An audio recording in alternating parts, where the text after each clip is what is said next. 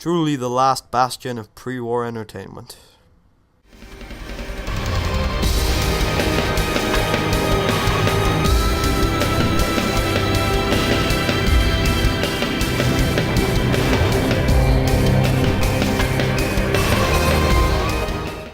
What's up guys, Putty here and welcome back for another episode of Fallout New Vegas. In the last episode we talked to Dog and learned quite a lot about his past. Also I shared my theory on him.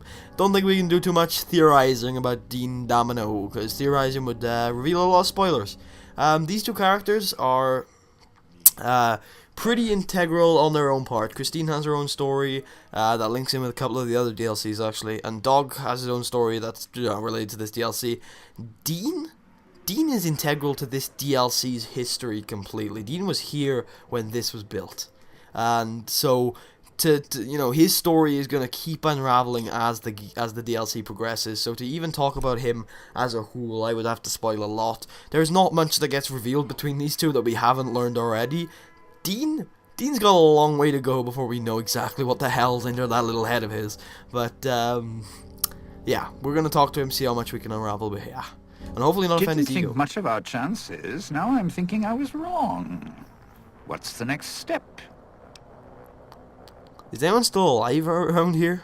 Alive's a tricky word. The locals, the ghost people, not sure it applies to them. They're a little uncivilized. They don't talk much. As in, at all. Have you tried to deal with them? Tried talking to them, bribing them, leaving food. Nothing. In the years since, they haven't changed their approach, but I sure have. They catch you, they drag you into the cloud, and you're not coming back out. After that, having your necktie go off would be mercy. My advice? Stay out of their way. They don't die easy. How tough are they? You shoot them, they get back up. You stab them, they get back up. That's why I have explosives all over this place. Unless you blow them up, chop them up, disintegrate them, the ghost people don't go down. Not enough bullets in the town to spend on them. So unless you're a real good shot, save one for yourself right before they catch you. I'm not a bad shot. I could probably kill one. Yeah, well, probably is something a gambler says, not a survivor. I'd keep your pistol where it belongs, in the holster. So where did they come from? Friend, there's more mysteries in heaven and earth. Wait, no. There is more between heaven and earth. Oh, forget it. I'd sooner ask what makes me an undying son of a bitch than spend any thought as to why they crawl to life here. I'm counting myself lucky I still have my faculties. They sure don't. Then again, they may not have had the focus I do. Focus? Always had the Sierra Madre to keep my mind occupied. Most folks, they don't have the same drive, the same need. Not worth my time. Pretty much ghost people before the bomb, now ghost people after. Huh. Is there anything else about them I should know? Whatever we do, don't rile them up. Normally there's only a few, maybe a pack. There's more out there, a lot more. If they find out someone's trespassing, it'd be shaking a hornet's nest. Don't want to think how many of them could fill these streets. I had other questions. It's your time, and if you want to spend it chatting, not much I can do about it. Have other people shown up in search of the Sierra Madre? Tourists, you bet. They don't stay long, and they don't stay alive long. If they survive the cloud, the ghost people, the traps, then greed takes over, and they start sizing each other up for funeral suits. So the visitors all killed each other? Sure. First they figure they can get out, escape. Then they start thinking it over, start thinking about how they can have it all. They start weighing the odds, taking risks, and then taking each other out. Bomb collars are not. Although, it's odd. The bomb collars weren't linked before like they are now. Guess someone learned what the problem was. Any advice to getting through this? Well, considering my life's on the line too, yeah. A few things. First off, keep everyone together. Keep checking behind you. Make sure your partners are following. Don't let them wander. Also, don't go running crazy everywhere. Almost every inch of this town is lethal. So if you're not sure, take it real slow. And speaking of slow, don't go shouting or attracting attention. Go quiet. The ghost people find you, it's over. Huh. What happened to the people who came to the villa? Like, before the war, I assume this means. Dead.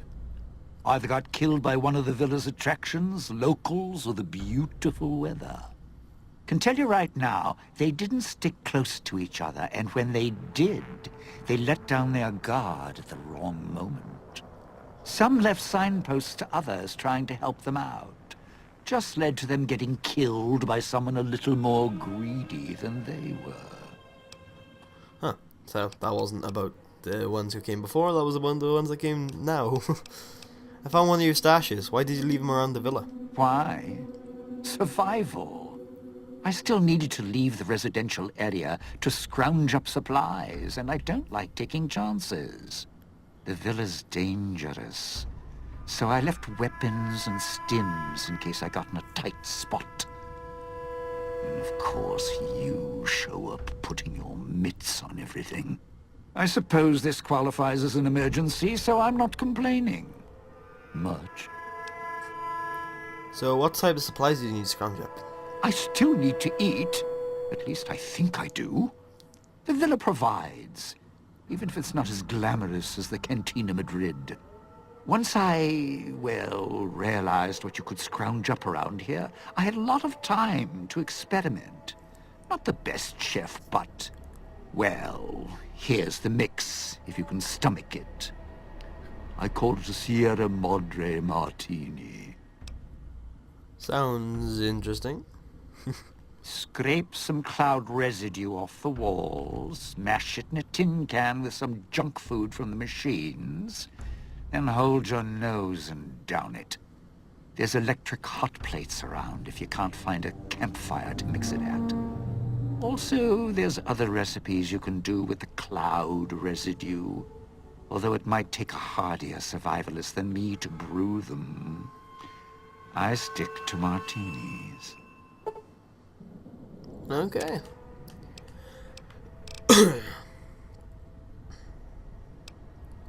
What are the vending machines all around town? Those little company stores. Sinclair's toy boxes. Put in a casino chip, get a treat. Like you're some dog doing tricks. Take any of the casino chips, put them into the machine, and you'll get something out. A snack, a cola, something to mend a tear in your shirt. Sometimes you have to know exactly what to ask for. Other times, there's codes for, unconventional items. For emergencies. I've never seen machines like those before. Yeah, well, machines like those weren't unusual before the bomb. Maybe to you they're amazing. To me, they're grifters without the personality. Grifters? Sinclair made sure if you spent money here, it went one direction. Although that's not how he described it.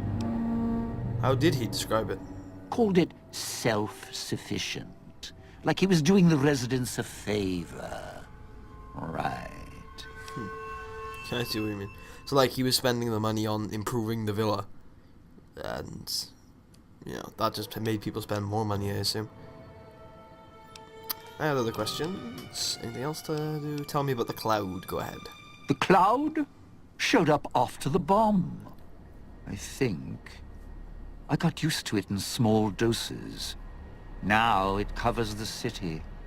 Over the years, it kept climbing up out of the Sierra Madre until it was curtains for the sun. Didn't see the sky again. Doesn't seem to bother the ghost people. Can't see through it too well, though, so sometimes I can use the cloud for cover. If I get desperate. Okay. Good stuff. What can you tell me about the villa and the town? Residential area, clinic, police station. Should keep away from the police station. It's a ghost people hangout.